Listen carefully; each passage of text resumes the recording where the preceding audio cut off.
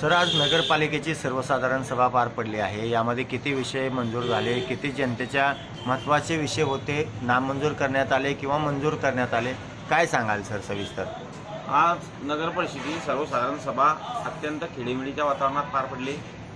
वरंगाव शहराचा विकास आपल्याला सर्व मिळून करायचा आहे, अशा प्रकारचं आश्वस्त मी माननीय नगरसेवकांनी ते केलं आणि नगरसेवकांनी सुद्धा भरभरून अशा प्रकारे एक चांगल्या प्रकारचा प्रतिसाद काही वगळता काही बहुतांशी नगरसेवकांनी याला एकमताने इथे मंजुरी दिली. 108 विषय होते. 108 विषयामध्ये सर्व महत्त्वपूर्ण विषय होते. त्यामध्ये मग वरंगाव तालुका हा झाला पाहिजे, त्याबरोबर भुसावळ जिल्हा झाला पाहिजे हा एक विषय महत्त्वाचा होता. त्यानंतर कृषी उत्पन्न बाजार समितीच्या प्रांगणामध्ये तिथे मध्यवर्ती ठिकाण असं बसस्थानक होण्यासाठी ते कृषी उत्पन्न बाजार समितीचा आवारच आहे, काही पूर्ण आवार लागत नाही. थोड्याफार भागात असं एसटी आल्यानंतर ओढण्यासाठी जागा आपल्याला त्या माध्यमातून पाहिजे आहे. ती जागा तिथे एसटी स्टँडसाठी मागण्यात आली, परंतु काही सन्माननीय नगरसेवकांनी त्याला तिथे विरोध दर्शवला. त्यांना मी समजवण्याचा प्रयत्न केला की शेवटी ती जागा जी आहे ती मध्यवर्ती ठिकाणी आहे, गावातल्या लोकांनाही तिथे येता येईल आणि नवीन कॉलनीतली लोकांना तिथे सिद्धेश्वर नगरपासून लोकांना तिथे बस स्थानकापर्यंत येता येईल. त्यासाठी आपण मंजूर करावं अशी त्यांना विनंती केली. काहींनी त्याला विरोध केला, काहींनी त्याला समर्थन केलं. तो विषय पुढे गेला. त्यानंतर उड्डाण रेल्वे आपला फुलगावजोला उड्डाण पूल जो आहे त्या खालची जी जागा होती ती जागा आता काही वापरात नाही आहे, ती वापरात आली पाहिजे, ती प्लेन केली गेली पाहिजे. त्यासाठी तिथे ती बाजारहाटासाठी वरंगाव शहर नाही तर वरंगाव परिसराच्या लोकांसाठी ते काम आहे किंवा सुशिक्षित बेरोजगार जे फिरत आहे त्यांच्यासाठी ते दुकानं टाकता येतील. अशा प्रकारची मागणी आपण केंद्रीय मंत्र्यांना करू. तिथेही काहींनी विरोध दर्शवला, काहींनी मंजुरी दिली त्याला माध्यमातून. यासह अनेक प्रकारचे महत्त्वपूर्ण विषय होते. अपार्टमेंटचा विषय होता. त्यानंतर वरंगाव शहरामध्ये जे विविध विकास कामं रस्त्याचे असतील ते करण्याचा होता, या विषयीच्या संदर्भातले. त्यानंतर 419 गट नंबरमध्ये व्यापारी संकुल बीओटी तत्वावरचा विषय होता, व्यापाऱ्यांसाठीचा. तोही विषय सर्वांमध्ये मंजूर करण्यात आला. अतिक्रमणचा सुद्धा मुद्दा याच्यात निघाला. त्यानंतर 15 वित्त आयोगाच्या अंतर्गत आपल्याला डिवायडर आणि रस्ते आपल्याला टाकायचे, पोल टाकायचे आहे, तो सुद्धा सन्माननीय नगरसेवकांनी विषय मंजूर केला. त्याबद्दल मी नगरसेवकांचा मनापासून तिचे आभार मानतो. काहींनी 2 जणांनी त्याला विरोध केला, त्याची लेखी विरोध त्या माध्यमातून नोंदवला गेलेला आहे. त्यानंतर असे अनेक महत्त्वपूर्ण विषय आहे की वरंगाव शहर विकासाच्या बाबतीत पुढे गेलं पाहिजे.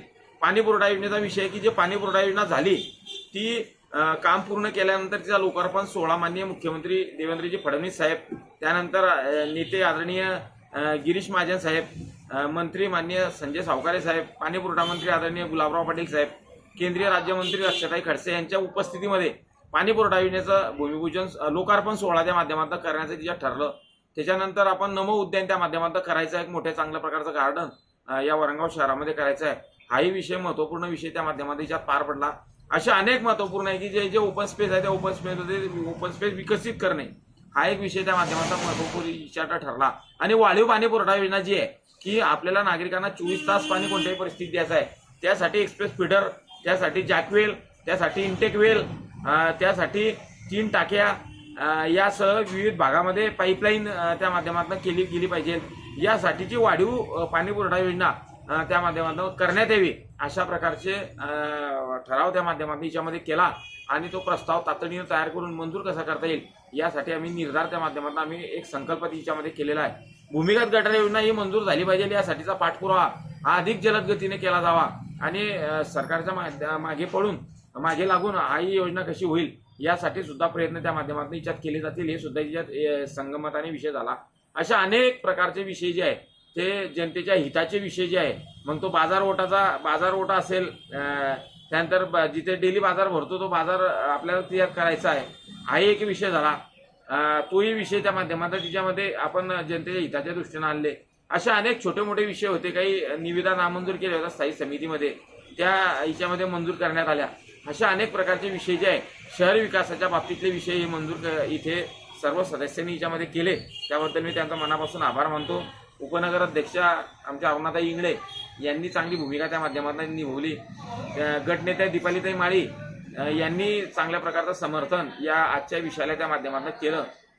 राष्ट्रवादीचे 2 सदस्य त्यांनी समर्थन केलं, शिवसेनेचे सदस्य त्यांनी समर्थन केलं आणि भारतीय जनता पार्टीच्या सदस्यांनी सुद्धा त्या माध्यमातून या विषयाला समर्थन केलं. मला असं वाटतं 108 विषय हे जे आहे त्यातले 2 जर कधी वगळता त्याला विरोध जर थोडा बघितला तर बाकीचे संपूर्ण 106 विषय जे आहे ते एकमताने त्या माध्यमातून मंजूर झाले. शेवटी आपल्याला विकास करायचा आहे, विकासाच्या दिशेनं आपल्याला गाव न्यायचं आहे. काय आता मतभेद राजकारण वगैरे सर्व संपलेलं आहे. त्याकरता ज्याच्या ज्याच्या प्रोटोकॉलनुसार त्या माध्यमातून त्याच्यामध्ये करणं हे क्रमप्राप्त आहे आणि ते करण्याचं. आणि मला आदरणीय गिरीश भाऊंनी त्यावेळेस सांगितलं होतं की आता तुला गावाचा विकास करायचा आहे, यामध्ये कोणत्याही प्रकारचं राजकारण आणू नको आणि जे जे विकासाच्या संदर्भात जे जे लोकप्रतिनिधी असतील त्यांच्याकडे जायचं, त्यांना मदत मागायची आणि मी शेवटी तुझ्या सोबतच आहे त्याकरता. आणि त्यांनी त्या दिलेल्या शिकवणीप्रमाणे आम्ही जे आहे आता मिळून कॅम्पेनियन करून एक चांगल्या प्रकारचं मॉडेल या वरंगाव शहर कसं करता येईल यासाठी सर्व नगरसेवकांना त्या माध्यमातून विश्वासात घेण्यात आलेला आहे. आणि आजची बैठक म्हणजे एवढा आनंद वाटतो आम्हाला की आज तुम्ही भुसावळमध्ये जा, 12 दिवसानंतर पाणी येते. बोदवळ गाव शेजारचं गाव आहे, तिथेही 15 दिवसानंतर पाणी येते. जवळचे जे शहरं जे आहे त्या शहरांना सुद्धा 10-15 दिवसाआड पाणी येते. परंतु आमचं वरंगाव भाग्यवान आहे आणि आमचे नगरसेवक तिच्यामध्ये जास्त प्रयत्नशील आहे. आणि माझे जे कार्यकर्ते जे आहे, मला ज्या नगराध्यक्षपदाच्या निवडणुकीत ज्यांनी चांगल्या प्रकारचं सहकार्य केलं असे मी त्यांना जनसेवक म्हणतो. जनसेवक नगरसेवक मिळून हे गावाचा विकास जो ज्या पद्धतीमध्ये इथे सुरू केलेला आहे, आम्ही जो रणशिंग फुंकला आहे, मला असं वाटतं हे यश आल्याशिवाय राहणार नाही. आज आम्ही भाग्यवान आहे की वरंगाव शहरात आपण 4 ते 5 दिवसाआड पाणी पिण्याचं देतोय आणि ते पाणी आम्हाला 24 तास द्यायचं आहे. त्यासाठी वाढीव पाणी पुरवठा योजना करणं गरजेचं आहे, भूमिगत गटर करणं योजना करणं महत्वाचं आहे. अशा प्रकारच्या अनेक MIDC करणं गरजेचं आहे. अशा अनेक प्रकारचे महत्त्वपूर्ण विषय इथे मंजूर केले. एक आदर्श अशा प्रकारची सभा ज्या माध्यमातून ठरली. मी सर्व संपूर्ण नगरसेवकांचं मनापासून आभार मानतो. आमचे विरोधी पक्षनेते नाना चौधरी यांचे आभार मानतो. विरोधी पक्षनेते जरी असले तरी त्यांनी जिथे जिथे चूक राहते ते चुकीवर बोट ठेवलं आणि जिथे जिथे आमच्याकडनं चांगलं कामं होत आहे ते आमच्याबरोबर त्या माध्यमातून आले. त्याकरता संपूर्ण सभापती जे आहे, जे 4 सभापती आहे त्यांचे मी मनापासून त्या माध्यमातून आभार मानतो. सर्व महिला नगरसेविका यांनी जो बहीण भावाचं नातं जे आहे ते त्या माध्यमातून कसं असते ते आमच्या या परिवाराच्या माध्यमातून याच्यामध्ये दिसून आलं.